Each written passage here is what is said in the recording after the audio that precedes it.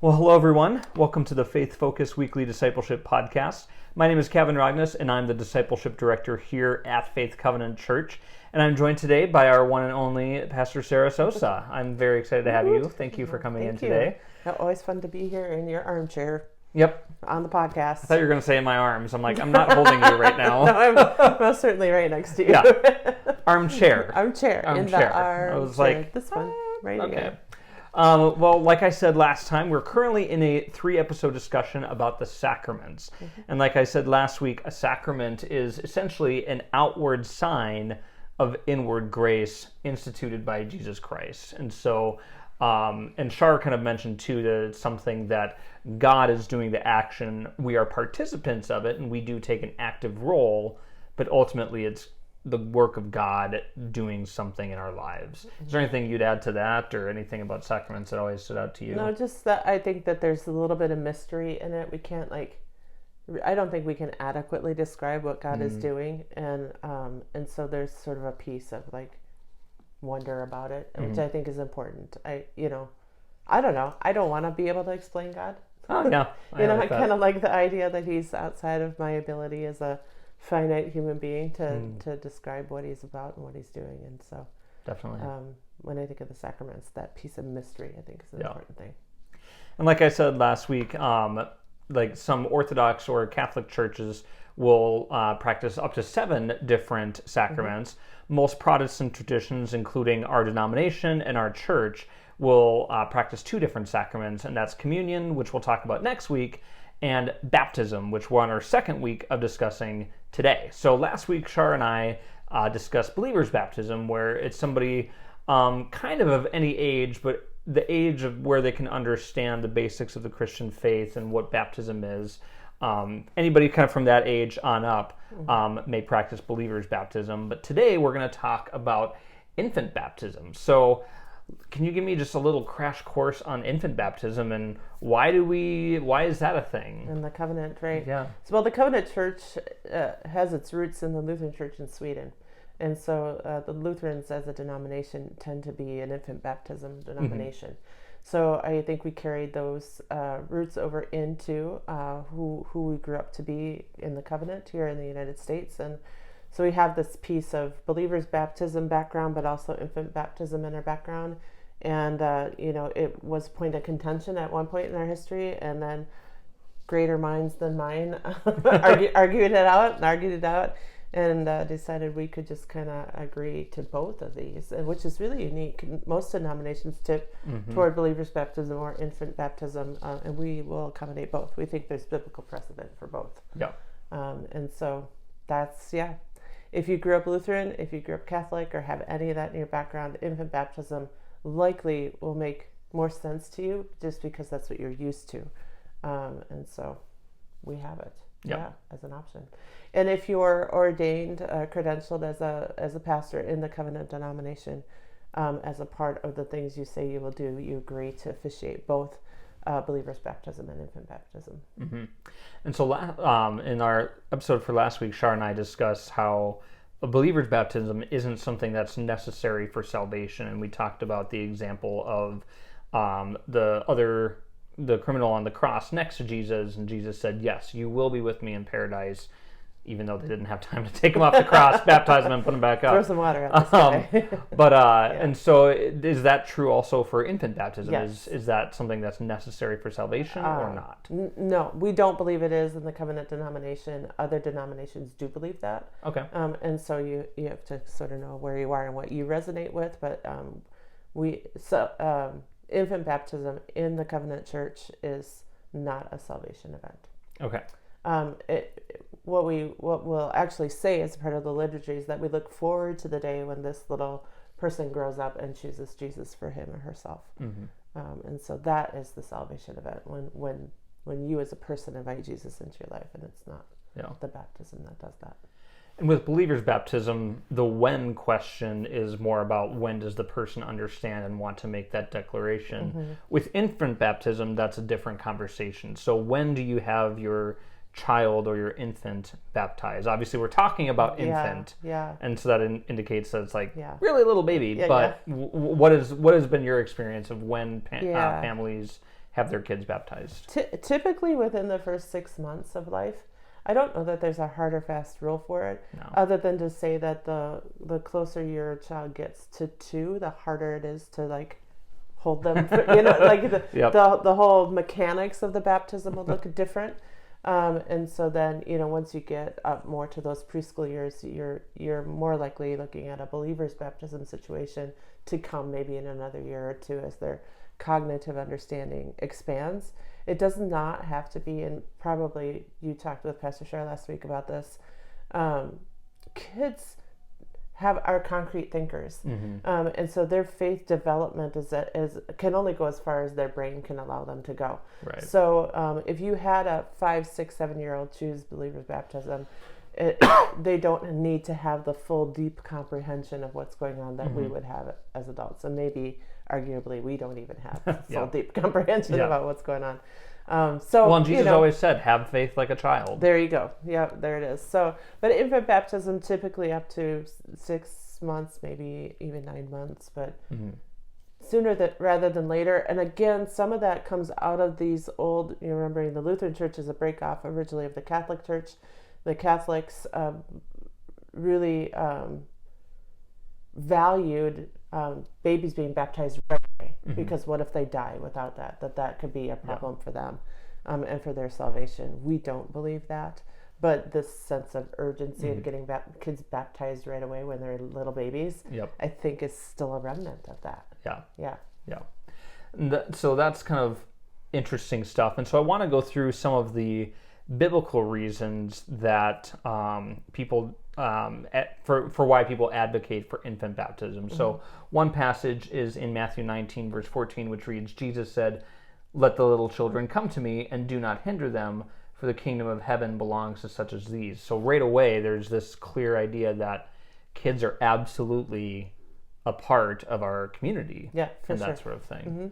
And then Shar and I discussed the Great Commission last time, where the Great Commission at the end of Matthew says, go and make believers, go and baptize disciples of everywhere. And so that, of course, includes children. So then where do we really see in the Bible infants being baptized? So one example is in Acts 10. We don't know that it's infant baptism for sure, but there's the story of Cornelius, who's a Roman centurion, and when he comes to faith, he and his entire household are baptized. And so the household aspect of it is kind of implying that any women and children were also included in that. Likewise, Acts 16 verses 14 and 15 talks about Lydia, who is a dealer of purple cloth. She was a worshiper of her God. The Lord opened her heart to respond to Paul's message. When she and the members of her household were baptized, she invited us to her home. So again, it's this idea that everybody in the family, upon coming to faith, was baptized. So what are some of your comments on that as a pastor? You've summed it up really well. I think just to realize that back in biblical times, the household was multiple generations. It's not the households that we have now, where it's just my tight family and my extended family is who knows where, maybe not even in the same state. And it's going to be grandparents and kids and their kids. And the aunts and the uncles and they lived in more like compounds. Where they would have an inner courtyard and then housing around it, so to speak. And so when they say household, they're talking, 10, 20, 30, 40 people maybe. I don't know. I haven't studied it that deeply. Just a lot more than what we would consider. Their system is different than ours. So quite possibly there were babies in the mix in that. And so... the covenant denomination is unique on a number of fronts, and one is this sort of underlying current of agreeing to disagree on certain things that don't impact salvation, and baptism is one of them. Where we just say, hey, we can do both of these things. We're honoring Jesus, we're honoring his example, and either one of them, we find that there is good conversation around scripture that supports both of them. And so let's not make this a big deal that divides our church or divides our friendships and that kind of thing, and families. Let's just find a common ground where we can stand and move forward. So I think that's been the resting point on the baptism question for the denomination. But these scriptures help us have that conversation, because the other piece is we want to know, where is it written in the Bible, right? Yep. You're going to argue something, we'll back that up with what Jesus has to say. And so I love that you included the passage about where Jesus says, let the children come, because again, we have these isolated stories, but it's our job to put the stories in the larger context and the larger narrative of the Bible, and not keep them isolated incidents. And so when you put Cornelius' story alongside Lydia's, alongside Jesus' story with the disciples, you do see this elevation of children that maybe isn't immediately apparent, but as you take the whole story, you see these are valuable parts of who we are as the body of Christ. Absolutely, people that Jesus wanted to very intentionally include in the community. So yeah, good.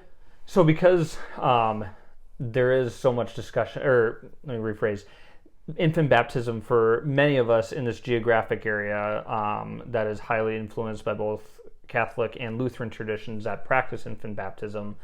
For families that choose not to have their infants baptized, they will sometimes also do what we call infant dedication, which is also something that we practice at Faith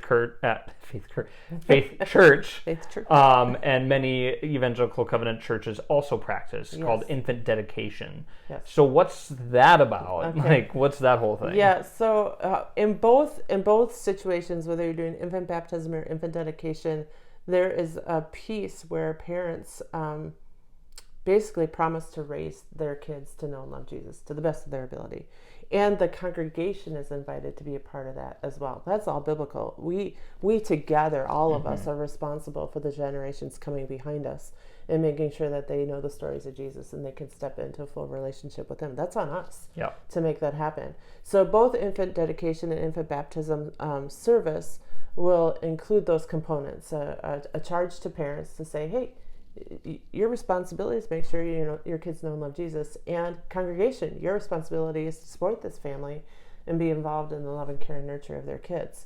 So what separates the two then, infant dedication from infant baptism, is actually the act of baptism. So the whole first part of the service is basically the same. It's a family coming and saying, we want to take a public stand in front of our church family that we love these kids. We understand that God has entrusted them to our care for a time. We have a responsibility. We want you to join us in this responsibility. It's just this public announcement of, we are a family that's choosing to put Christ at the center of who we are, and we need your help to do it. You get that in both services, and then the infant baptism service will go on to include the actual act of baptism. Sure. Yeah. And then are there any resources that we have here at the church that can kind of help parents navigate these decisions if they're thinking about, once they have kids? I happen to have one with me. Wow. Imagine. Shocker. Ta-da! This is a little brochure that the Covenant denomination put together years and years and years ago, and it does just go through what is infant baptism, what is infant dedication, and then the role of the community of faith in both of those. We summarized it for you. What's helpful about this is if there's a family that's considering infant baptism or dedication, and they're coming from an infant baptism tradition, but they're finding they prefer to move toward a dedication, but their family is maybe not going to understand that. This is a nice tool to be able to share with your family to just explain. Oftentimes we get nervous that we're not going to remember to say the right things. So if you have a brochure, you can hand somebody, be like, this isn't better than I could ever say it, Mom. It's a nice thing to have. The other thing is just the baptism classes, that Pastor Sara this fall has been offering, and they'll get offered periodically throughout the year. A great place to come and learn and ask questions. Just because you come to a class doesn't mean you're obligated to be baptized, right? It's not like we're going to force you into anything. So it's a good place to explore and to find out. You can also, feel free to contact me or probably anybody else on staff and just sit down and have a conversation. One of the things I like to do when I talk with parents who are choosing infant dedication, or rather infant baptism, is to encourage them to mark it like a birthday. Yep. Right? So get a little cupcake with a candle in it or something on baptism anniversary as your kids grow, because you made that decision for them at the time of baptism, but later in life they may not understand what happened or why. And so if you celebrate it annually as a family, you get to retell the story, and your kids start to own that story with you, even though it was your initial decision way back when they were babies. I find that really helpful when kids go through the confirmation process then, because now confirmation is meant to be a place where you own your faith, right? Mm-hmm. Where we're helping teenagers ask tough questions, find some good answers, and take whatever faith has been handed to them up at that point and then make it their own. And so in that process, kids who are baptized as babies may see some of their friends choosing to be baptized, and they'll be like, wait, do I need to do that? Do I need to be rebaptized? Like, it just brings up all these questions. But as a family, if you've been telling this story every year as they grow, they'll know there really is no reason to be rebaptized, although you could choose that. And they'll understand that a decision was made for them, but they get to reaffirm or own that decision in confirmation. So in an infant baptism scenario, confirmation has a sort of an extra meaningful piece to it as sort of a tie-in. I made this decision when you were a baby. Now you get to make your own decision as a confirmand. And I think that's just one thing that I really try to talk through with parents and suggest to them. So. And one thing I really appreciate about the infant baptism and the infant dedication discussion is that with infant baptism, there's a very clear sign of the parents saying, yes, I am dedicated to raising my children in the faith as much as possible. And it's kind of welcoming them into the church family in a sense. And what I appreciate about then offering infant dedication is that we still want to have that intentionality of the parents raising children in the faith and welcoming the child into the faith community without necessarily, while also respecting a desire to maybe pursue believer baptism down the road someday. That's what I really like, that we have both of these traditions next to each other. They're not in tension with each other, really. They're complementing one another, I think. Yeah, I agree with that. Think of it as you will, it's a faith milestone, right? You like to mark sort of things that happen in life, and it's important to mark things that happen in your faith journey as well. And with babies, to have some sort of, our journey is starting, right? Like your baby's been born, and now you're coming before the church. You're saying, hey, we're gonna live this way as followers of Jesus, and we need your help, church, to do that with us. That's a faith milestone. And whether that milestone happens to be dedication or baptism, you can choose what fits your family the best, and then you're off. You're on this journey, and you're not alone. You're bringing the whole church with you. And I'm just curious too, how did you navigate making that decision when you had kids? Because you had kids, and so you had to navigate the decision of dedication or baptism. What was that process look like for you? Well, both of us came from infant baptism backgrounds, and so it made sense for us to have kids baptized as infants, and so we did. And we learned with Emma, because she's our first. We learned all kinds of things with Emma because she's our first. That what you do in these in-between years really does matter, because when she hit confirmation, that question of baptism came up. The confirmation program that she was a part of really encouraged 8th graders. It was a 2-year program, 7th and 8th grade.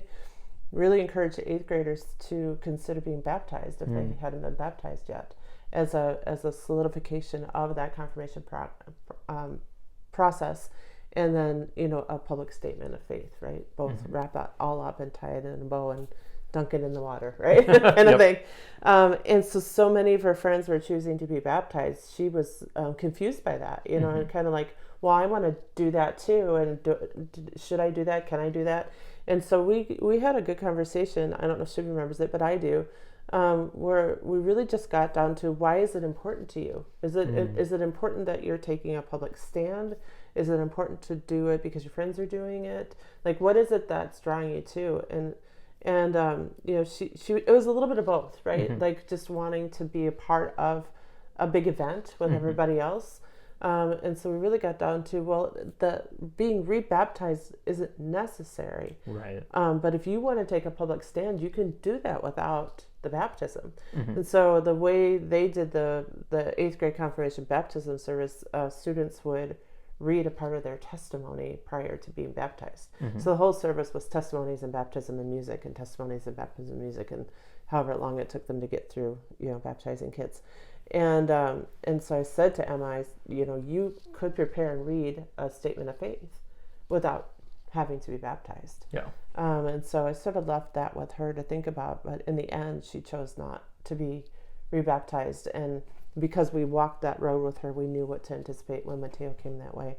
And he wasn't as, it didn't hit him the same way that it hit Emma. Mm-hmm. But I was grateful that we'd had the conversations with them along the way, because they sort of had then that built-in story and history wrapped in their lives already.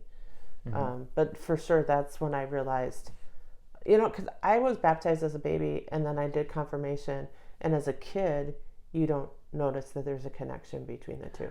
Right. It's just like, oh, I'm doing this, and then my parents told me to do this, so kind of thing. Yeah. But as an adult, I'm like, oh, actually, there's a strong correlation between these two faith milestones, and so it was fun to be able to work that through, with my own two kids. Mm-hmm. Yeah. So then I just have a couple more questions about how we practice infant baptism here at Faith. So one is, if I'm a member, do I have to have my child baptized? Nope. Okay. Nope. Simple answer. Nope. That's easy. we did talk about how for adults pursuing membership in our church that we do ask that they have been baptized or that they will be baptized the next available opportunity, but that's not something that we require of our kids. So it's not a litmus test for anything. Yeah. Yeah. Okay. So. And then when Sara and I talked about believers' baptism, we talked about how primarily we do immersion. So when we're baptizing infants, some traditions do immerse babies. Yes. We do not. No, we don't. I did find out the right way to do that, though. Oh, which is? So when you're teaching babies to swim, you're supposed to blow in their face, so they go, and then you dunk them under the water. Oh, that's good to know. I tried it with Mateo. It didn't go so well, which might be why he was like deathly afraid of the pool for a long time. Yeah. But anyway, that's a side story. Yeah. No, we have a baptism font, and so it's really just a sprinkle on the head of your baby. And like I think the church that I grew up with, they also just had like a small like bowl that they used just to kind of pour a little bit of water on the head of the baby. Yeah. So sprinkling or a light pouring is commonly what's practiced with infant baptism, and that's what we do. It's always interesting because I try to make sure the water is warm because babies' heads are very warm. Yes. And if you have cold water, it's very startling to the baby, and that's maybe the last thing you want up on stage is to startle a baby. I do have a really sweet baptism story. Do we have time for it? Absolutely. I was at Covenant Harbor Bible Camp. This was years ago. Emma, I think, was 2 or 3 years old, and I brought her with. And they had a worship service, and the pastor who was leading the worship service had a bowl of water on the table. And gave an opportunity for people to just renew their baptism by coming up on their own time, when they were ready, and just touching the water and just remembering I was baptized too, kind of thing. And so it was just me with Emma. I couldn't leave a 3-year-old in the seat by herself, so I brought her up with me. 2 hands into the water, right? As a kid would, right? Like experience the whole thing. She puts both her hands in the water and brings them out, and then does this to my face. And it honestly was so the cute. Most powerful thing. Yeah. Like in that moment, there was just, I don't know. For me, it just hit me. Like my daughter just like sort of rebaptized me. Yeah. I don't know. I don't know that there was anything more in that than that, but. I don't know. There's something about children and the way that they perceive things and do things, and I don't know. It was really. And that comes back to that childlike faith idea that Jesus always talked about. Yeah, and she did it like very seriously. It wasn't playful. It wasn't like a "I'm gonna get you wet" kind of thing. It was like a like she really almost like she was like pastoral and boom. I was like, wow. So anyway, don't underestimate your kids. Yeah. What they can understand and what they can do. The other thing I love to do with families who are having infants baptized is if there's older siblings, to whatever extent they're comfortable to ask them a question. So we'll ask a question of faith and commitment from the parents, from the congregation, but also from an older brother or sister. I could say, "Do you promise to help your baby brother or sister grow up to know the stories of Jesus the way that you do. And if they're too shy to speak, they can just nod, or they can say yes. But it's a way to involve older kids in an important moment. Yeah. And I like to do that if we can. So. And then I just also want to recognize too that we do have like baptism services where we'll have, we'll do it as part of our Sunday worship in front of the whole congregation. We've also had smaller, like private baptisms. If it's not around a time that we're doing that, or if you just want to have just family present, we've done that as well at Faith Covenant. My sister had that, did that for their younger son. I just want to say that we do that just so that you know. But I also want to say that it is something really special to do that in front of the congregation so that we can all be participants in that, and we can all say, yes, I, as a person who's not related to this family, am still committed to participating in their lives and participating in discipleship for these young people. Yeah, I agree. The community aspect of it is, again, a great reminder that we have a shared story. We serve the same God, and we're not meant to journey alone. We're meant to journey together, and we are better that way. And so having it in the context of a Sunday morning worship service is always going to be my first choice. But we'll work with families, and every situation is unique. Every family story is unique. So, yeah. All right. Any last thoughts on infant baptism or sacraments? Anything we've kind of covered today? No, I don't think so. I feel like I think we covered it pretty well. All right, sounds good. If anyone has any questions, you know where to find me. Yeah. Well, next week we're going to be having a conversation about communion, which is the other sacrament that most Protestant traditions and our tradition as the covenant that we practice. So stay tuned for that.